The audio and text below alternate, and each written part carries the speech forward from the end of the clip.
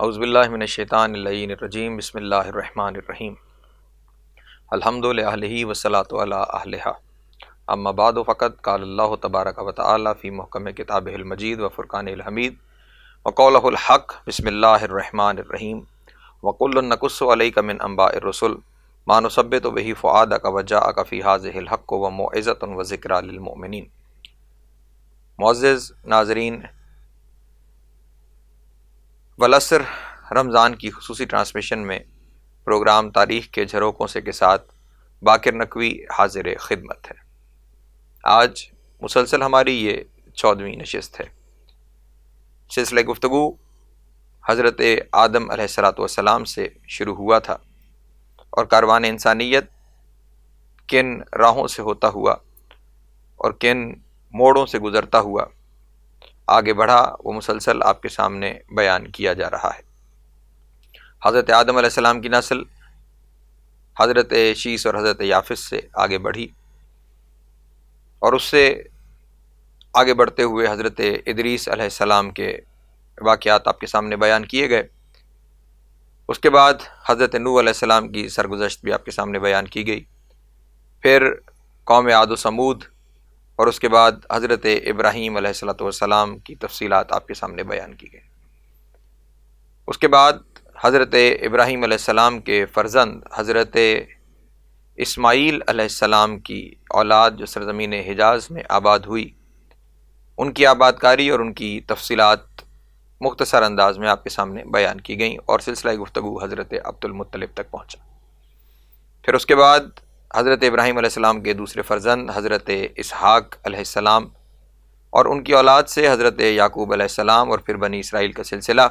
حضرت یوسف علیہ السلام، حضرت داؤد اور حضرت سلیمان علیہ السلام، حضرت موسیٰ اور حضرت عیسیٰ علیہ السلام، حضرت ایوب علیہ السلام، ان تمام انبیاء کے تذکرے قرآن مجید کی روشنی میں آپ کے سامنے پیش کیے گئے۔ آج کی گفتگو میں جس طرح پہلے میں آپ کے سامنے بیان کر چکا ہوں، ہم پھر متوجہ ہوتے ہیں سرزمین حجاز کی جانب، اور سلسلہ گفتگو حضرت عبد المطلب تک جہاں ہم نے چھوڑا تھا وہاں سے گفتگو کا آغاز پھر سے کرتے ہیں۔ حضرت عبد المطلب علیہ السلام سرزمین مکہ میں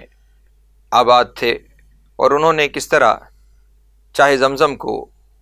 دریافت کیا اس کی تفصیلات آپ کے سامنے بیان ہو چکی ہیں۔ حضرت عبد المطلب اس قدر بلند قامت شخصیت ہیں کہ جب خاتم الانبیاء نے، سید الانبیاء نے، حضرت محمد مصطفیٰ صلی اللہ علیہ وآلہ وسلم نے اعلان نبوت فرمایا، تو اعلان نبوت فرمانے کے بعد ایک جگہ پر رسول اللہ کے دو مصرے ملتے ہیں، یعنی ایک شعر جس میں رسول اللہ اپنی نبوت کی دلیل پیش کرتے ہوئے یہ ارشاد فرماتے ہیں، انا نبی لا کذب انا ابن عبد المطلب، میں اللہ کا نبی ہوں، اس میں کوئی جھوٹ نہیں ہے۔ اور دوسرے مصرے میں دلیل کیا پیش کر رہے ہیں؟ انا ابن عبد المطلب، کہ میرے نبی ہونے کی دلیل یہ ہے کہ میں عبد المطلب کا بیٹا ہوں۔ یعنی سرزمین عرب پر یہ بات لوگوں کے شعور میں محفوظ تھی کہ جو نبی آخر الزمان ہوگا وہ حضرت عبد المطلب کی اولاد سے ہوگا، اور ایسا حضرت عبد المطلب کے ایک دورے سے کہ جو انہوں نے سرزمین یمن کا کیا تھا، وہاں کے بادشاہ نے حضرت عبد المطلب کو دیکھ کر یہ پیشن گوئی کی تھی کہ آپ کی اولاد سے ایک ایسی ہستی دنیا پہ آئے گی کہ جس کا پیغام اور جس کا نظام 4 دانگ عالم پھیل جائے گا۔ حضرت عبد المطلب کے دور میں ایک اہم واقعہ یہ بھی پیش آیا کہ یمن کے ایک بادشاہ ابرہہ نے خانہ کعبہ پر اپنے ہاتھیوں کے ساتھ حملہ کیا۔ ہوا یہ تھا کہ وہ اپنے ایک سفر میں سرزمین مکہ کے باہر سے گزر رہا تھا اپنے لاؤ لشکر کے سمیت، تو جہاں جب اس کا کسی شہر کے باہر سے گزر ہوتا تھا تو اس شہر کے لوگ اس کے استقبال کے لیے شہر سے باہر آ جاتے تھے اور اس کی تعظیم کیا کرتے تھے، لیکن جب اس کا گزر مکہ کے باہر سے ہوا تو وہاں کے لوگ نہ اسے دیکھنے کے لیے آئے اور نہ اس کی تعظیم کے لیے شہر سے باہر نکلے۔ اس نے اپنے مصاحبوں سے، اپنے حواریوں سے یہ سوال کیا کہ یہ کون سا شہر ہے اور اس شہر کے لوگوں نے اس قدر غرور و تکبر کا مظاہرہ کیوں کیا کہ نہ انہوں نے میرا استقبال کیا اور نہ میرے لاؤ لشکر کو دیکھنے کے لیے وہ شہر سے باہر آئے۔ تو لوگوں نے اسے یہ بتایا کہ یہ سرزمین مکہ ہے اور اس شہر کے باشندوں کو یہ شرف حاصل ہے کہ ان کے شہر میں خداوند عالم کا گھر ہے، ساری دنیا سے لوگ یہاں پر آتے ہیں اور اس گھر کا طواف کرتے ہیں اور یہاں پہ اپنی عبادات بجا لاتے ہیں۔ اس لیے یہ اس فخر اور اس ذوم میں ہے کہ ساری دنیا ہمارے پاس آتی ہے اور ہمیں دیکھنے آتی ہے،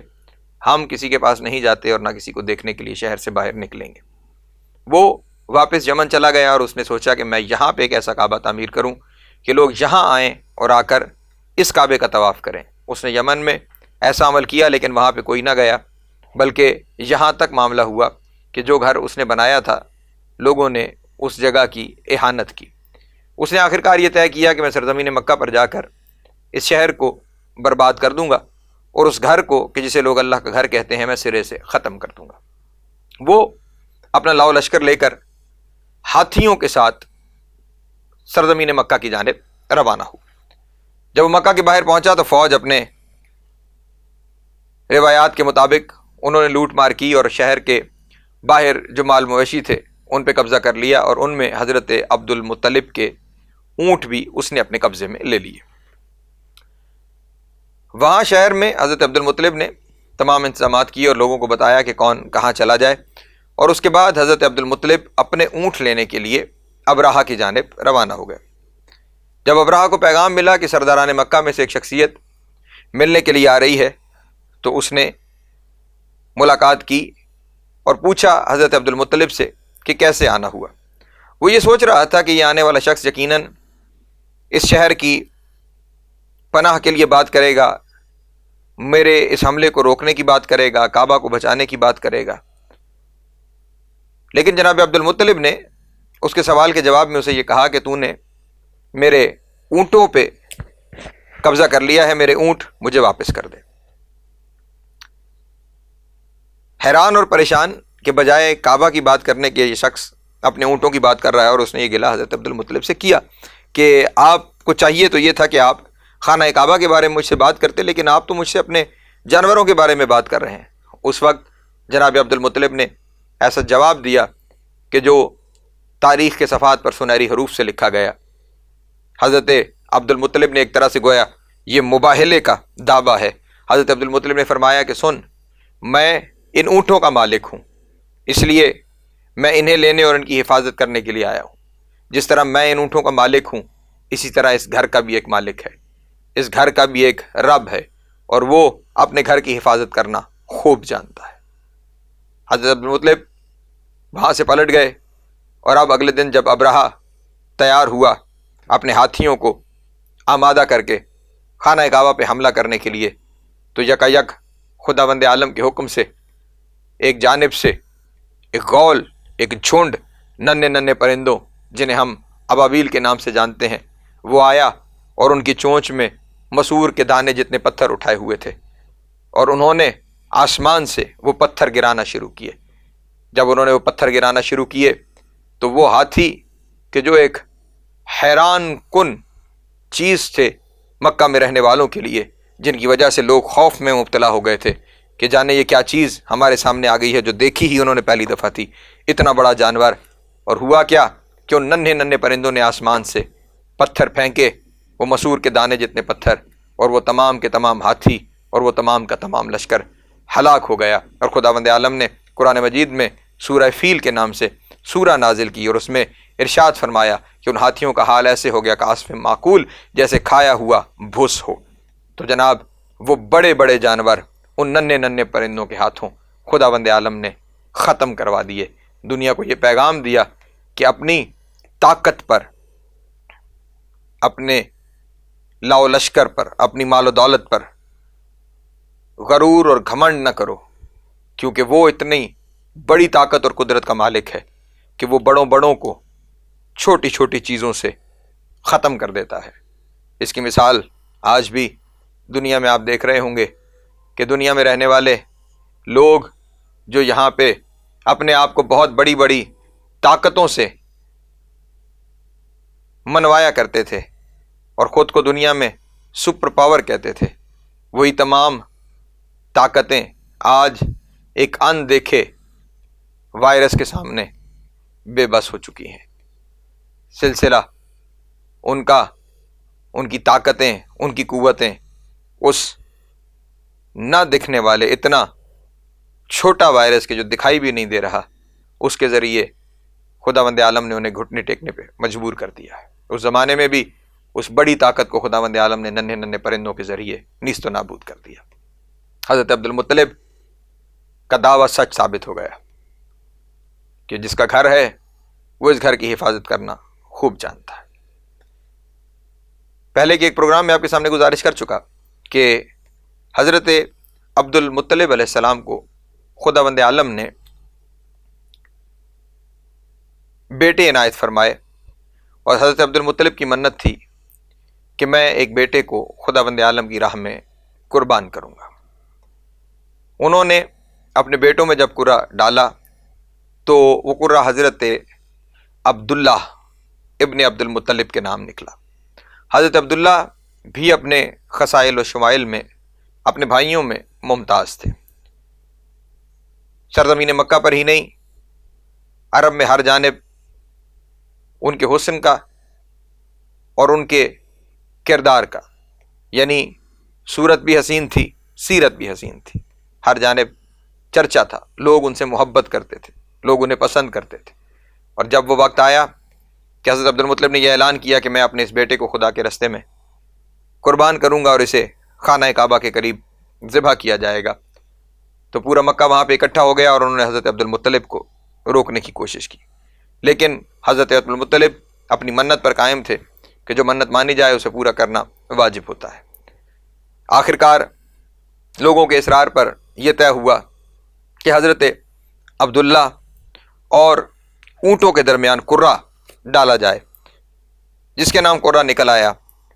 اس کو قربان کر دیا جائے گا۔ قرہ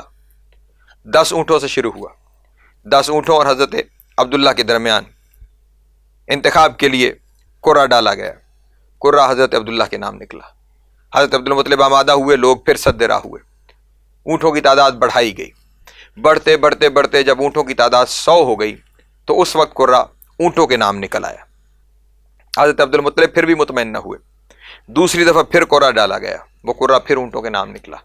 وہ پھر بھی مطمئن نہ ہوئے اور کہا آخری دفعہ پھر قرہ ڈالا جائے، اور پھر قرہ ڈالا گیا، اور پھر سے جب وہ اونٹوں کے نام نکلا تو پھر حضرت عبد المطلب نے 100 اونٹ ذبح کیے اور وہ فدیہ قرار پائے حضرت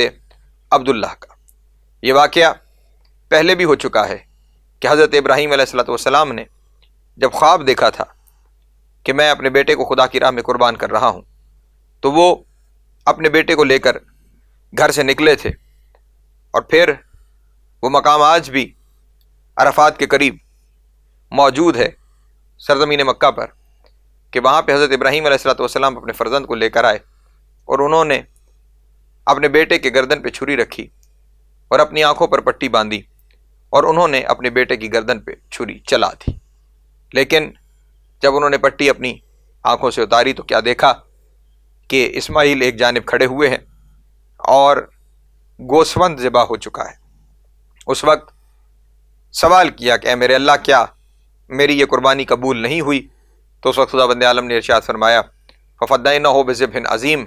ہم نے تمہاری قربانی کو ایک ذبح عظیم سے بدل دیا ہے۔ انشاءاللہ ہم اپنی اس گفتگو میں ذبح عظیم تک بھی ضرور پہنچیں گے،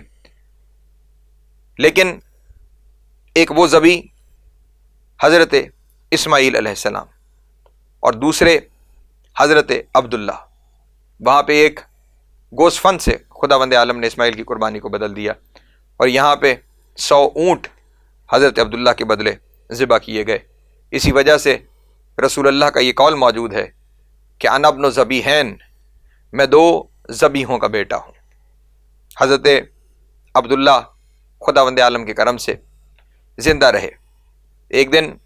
مکے کی گلیوں سے گزر رہے تھے تو ایک کاہنہ نے حضرت عبداللہ سے اس خواہش کا اظہار کیا کہ آپ مجھ سے شادی کر لیں، لیکن حضرت عبداللہ کی نیک سیرت، انہوں نے اس کی جانب پلٹ کر بھی نہیں دیکھا